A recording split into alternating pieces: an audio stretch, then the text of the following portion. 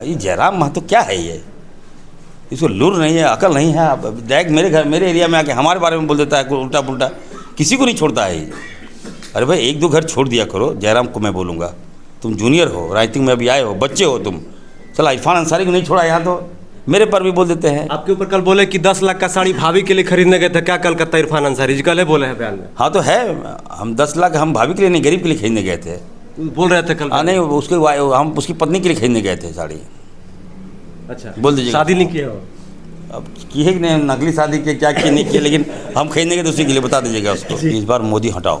लेकिन मोदी जी तो कह रहे हैं अब की बार 400 पार। अब की बार मोदी पार है, 400 तो दूर की बात है। अगर मोदी जी आ गए तो 2000 गैस पार हो जाएगा, 200 पेट्रोल पार हो जाएगा, 300 डीजल पार हो जाएगा। आलमगीर आलम साहब के पीए के नौकर के यहाँ 35 करोड़ मिलता है और आलमगीर आलम साहब अभी जेल में भी है। अब बताइए कि देखिए, हम लोग झारखंडी हैं, हम लोग मूर्ख हैं, ठीक है। रघुवर दास के यहाँ चेक किया आपने? सीपी सिंह के यहाँ घर में चेक किया आपने? भानु प्रताप शाही बाहरी लोग हैं ना, उसके घर चेक किया आप? या बताइए, गुरुजी बीमार हैं, शिबू सोरेन जी बीमार हैं, उनके पत्नी रूपी सोरेन जी बीमार हैं, हेमंत सोरेन को भाजपा ने जेल में बंद कर दिया। ऐसे में आपको क्या फर्ज बनता है? अगर आप उस परिवार के आप बोलते हैं बहू हैं, हमें तो लगता है कि बहू से उसको निकाल देना चाहिए। जो बाहर से लोग आ गए या बस गया, क्यों भगा देंगे उसको? हम क्या है औकात तुमको भगाने का? अजीब बात करते हो यार, ये कोई तरीका है क्या? हम हिंदुस्तानी हैं, हम तो झारखंडी है। मेरा बाप दादा था, परदादा 90 में घर है मेरा। भाजपा ने सीता सोरेन को अपना प्रत्याशी बनाया और जेएमएम ने जो है इंडिया गठबंधन की ओर से जो है नलिन सोरेन चुनाव लड़ रहे हैं। तो आखिर कांग्रेस और जेएमएम की तैयारी कैसी है? किस मुद्दा पे ये लोग चुनाव लड़ रहे हैं? जोहार और स्वागत है भोकाल टीवी में सर। देखिए, हम लोग तो मुद्दे पे चुनाव लड़ रहे हैं, लेकिन जो आंधी है राहुल जी का, वो हमें लगता है कि अविश्वसनीय आंधी है। लोग विश्वास नहीं कर पा रहे हैं। लोगों ने मन बना लिया है कि इस बार मोदी हटाओ। लेकिन मोदी जी तो कह रहे हैं अब की बार 400 पार। अब की बार मोदी पार है, 400 तो दूर की बात है। अगर मोदी जी आ गए तो 2000 गैस पार हो जाएगा, 200 पेट्रोल पार हो जाएगा, 300 डीजल पार हो जाएगा। तो ये अब लोग समझ रहे हैं ना, कब तक समझ देंगे आपको? 10 साल में आपने क्या किया?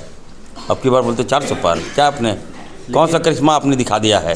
आज लोग भूख से मर रहे हैं, जब पैरों में चप्पल नहीं है। अदानी अंबानी को आपने माला माल कर दिया और एक भी गरीब लोगों को आपने नहीं देखा। छोटे छोटे उद्योग जो थे उसको बंद कर दिया, कल कारखाने बंद कर दिया आपने। और किस मुझ से मतलब कि हमें लगता है कि इस बार मैं यहाँ का मॉनिटरिंग कर रहा हूँ, आप देख लीजिएगा, जामतड़ा विधानसभा सबसे ज़्यादा लीड होगा। और ये जो लीड होगा ये जीत का फैक्टर बनेगा। गांव में घुस रहा है, भगा दे रहा है सब भाजपा के लोगों को। जहाँ जा रहे हैं अभी हमको फ़ोन आ रहा है हर जगह।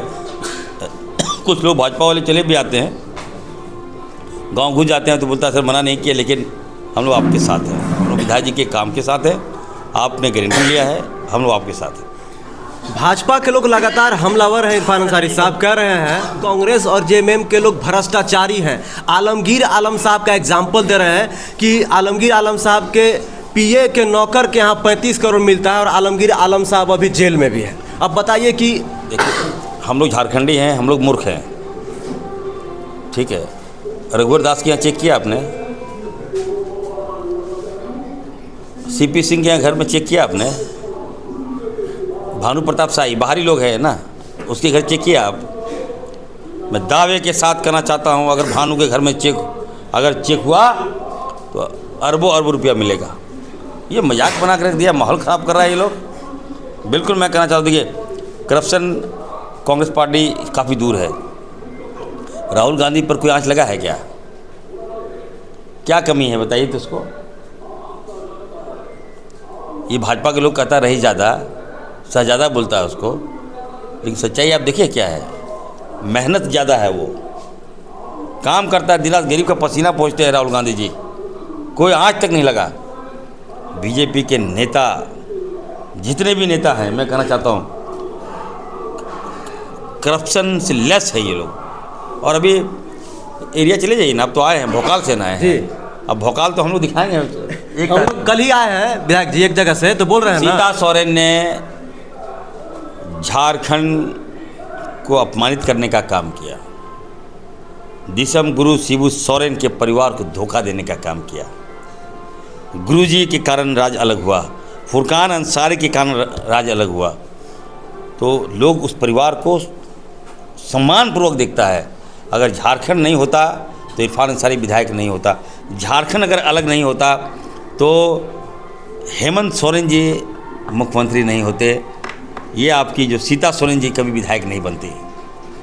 आज आप बताइए, गुरुजी बीमार हैं, शिबू सोरेन जी बीमार हैं, उनके पत्नी रूपी सोरेन जी बीमार हैं, हेमंत सोरेन को भाजपा ने जेल में बंद कर दिया। ऐसे में आपको क्या फ़र्ज बनता है? अगर आप उस परिवार के आप बोलते हैं बहू हैं, हमें तो लगता है कि बहू से इसको निकाल देना चाहिए। कौन से कैसे निकाल सकते हैं? ख़त्म हो गया ना। बताइए, आप गद्दारी कर रहे हैं, आप तो जहर दे रहे हैं उस परिवार को, आप जलील कर रहे हैं, अपमानित कर रहे हैं, 2 नंबरी बता रहे हैं। ये बीजेपी के लोगों ने गुरु जी को कह दिया कि मुंह में कालिक पोंछ देंगे। बताइए, इतना अपमानित करने वाले परिवार के साथ अगर आप भाजपा के साथ मिल जाइएगा तो आपने क्या सोचा कि जनता में क्या दिमाग नहीं है क्या? जनता क्या, हम लोग गरीब हो सकते हैं लेकिन हमारा अपना सम्मान है, हम लोग सम्मान से अपना जीते हैं, हमारा अपना मॉरल है, उस मॉरल को हम झुकने नहीं देंगे। और मैं जहाँ जा रहा हूँ, सुनिए, सीता सोरेन जो अपने परिवार की नहीं हुए तो ये हमारे लोगों का क्या हो सकती है? वो कभी नहीं हो सकती, कतई नहीं हो सकती है। और जब हारेगी ना तो इरफान अंसारी सहारा देगा। भाभी है, रिश्ता तो निभाएंगे हम, और जीतने नहीं जा रही है। भाभी को मैं कहूँगा अभी भी समय है, आ जाइए, पैक हो जाइए आप, तो अभी भी वापस बुला ले, पैक हो जाइए, पैक यही एक ऑप्शन है। अगर दोबारा हमारे घर में आइएगा आप तो आप नहीं जीतने जा रही हैं। लिख लीजिए, इरफान अंसारी का वर्ड है, याद रखिएगा। 4 तारीख को हमसे पूछिएगा। जी, इरफान अंसारी साहब, एक सवाल ये है कि अभी नरेंद्र मोदी जी आज आ रहे हैं दुमका में, तो दुमका के जो मतदाता हैं, जो आदिवासी भाई बहन हैं, अल्पसंख्यक हैं, उनको साधने की तो पूरी कोशिश करेंगे। ऐसे में क्या राहुल गांधी जी का कोई प्रोग्राम होने वाला है क्या?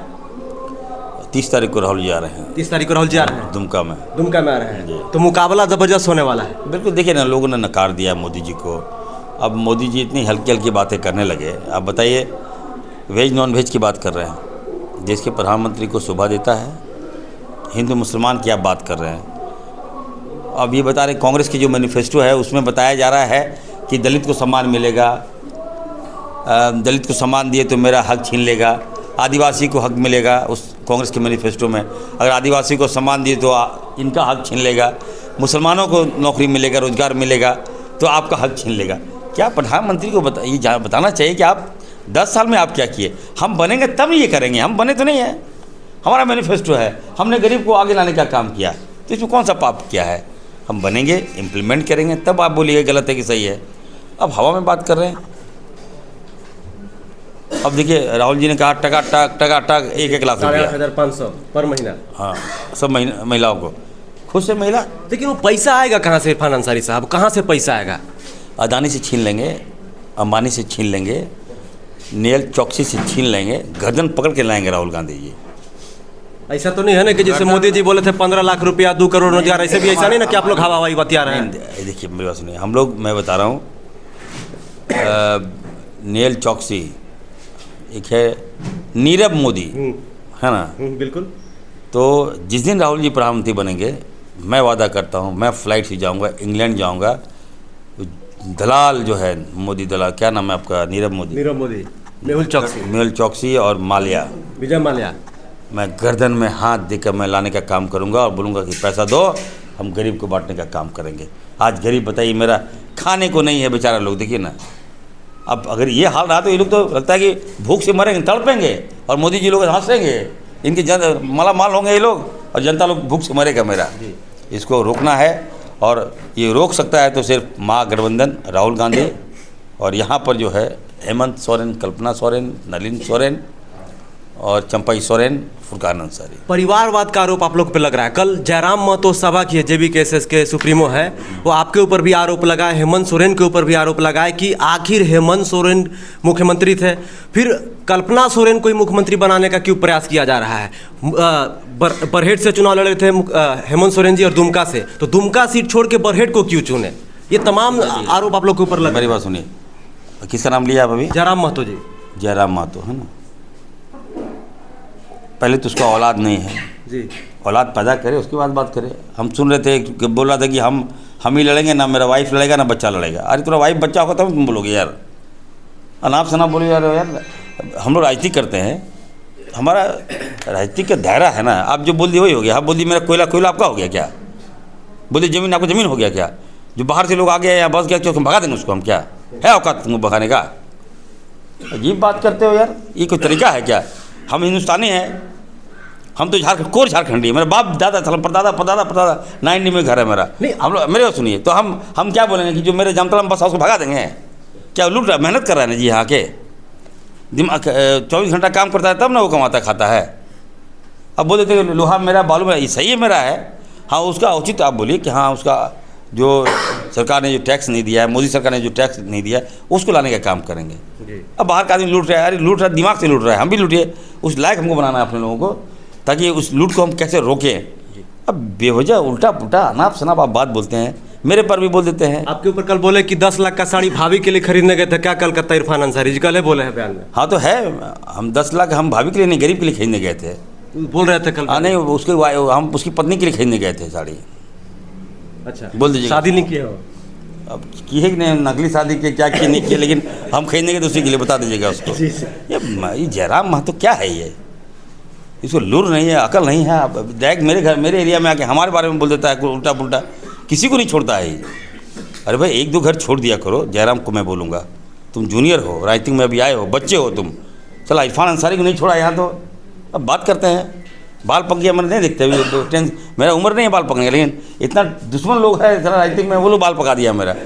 तो कहने का मतलब है राजनीतिक आए हो, सीखो पहले, जीतो ना पहले, तब बात करना। वो कह रहे गिरिडीह सीट जीत रहे हैं। मेरी बधाई होगी उनको, अगर आप जीत रहे हैं तो अच्छी बात, मेरी शुभकामनाएं आपके साथ। जीत की बात कीजिएगा। एक सवाल है कि हेमंत में क्या किया, उसके बाद जनता जब पूछेगी तब बात कीजिएगा। डॉक्टर साहब, हेमंता विश्व शर्मा आए थे अभी प्रचार प्रसार के लिए ढुल्लू महतो जी और मनीष जायसवाल के लिए। उनका एक बयान व्हाट्सएप पे वायरल हो रहा है, शायद आप देखे भी होंगे, कि ST SC OBC का आरक्षण जिंदाबाद और मुसलमानों का आरक्षण मुर्दाबाद, मुसलमानों का आरक्षण हम खत्म करेंगे। हेमंता विश्व शर्मा के झारखंड में बोल के गए। देखिए, पहली बात तो उनको जानकारी नहीं है, मुसलमानों को कोई आरक्षण ही नहीं मिल रहा है क्या? बिल्कुल करेक्ट। हमने तो सदन में मांग किया था कि आज जो हमारी जो हालात है वो आदिवासियों से, दलितों से भी हमारा गया गुजरा है। लेकिन ये जो कौम है अल्पसंख्यक, ये सम्मान का भूखा है। ठीक है, ये कभी भी देखिए, आप इनको नौकरी नहीं दे रहे हैं, रोज़गार नहीं दे रहे हैं, आरक्षण नहीं दे रहे हैं, लेकिन कमा रहा है, खा रहा है, सेवा कर रहा है। एक से एक देख लीजिएगा, आगे जिसका मेरिट है वही आगे बढ़ेगा। ठीक है, मैं फिर से कहूँगा कि राजनीतिक रोटी सेकने का काम किए, ऐसी कोई बातें। हम लोग तो हितैषी हैं, OBC, दलित, ST SC और अल्पसंख्यक के, इसकी रक्षा हम लोग करेंगे। उनको जानकारी नहीं है और उनके इस बयान से भाजपा वहाँ साफ होगी, पूरे राज्य में साफ हो जाएगी। जी शुक्रिया। तो हमारे साथ अभी बातचीत के लिए जामताड़ा कांग्रेस विधायक डॉक्टर इरफान अंसारी जी मौजूद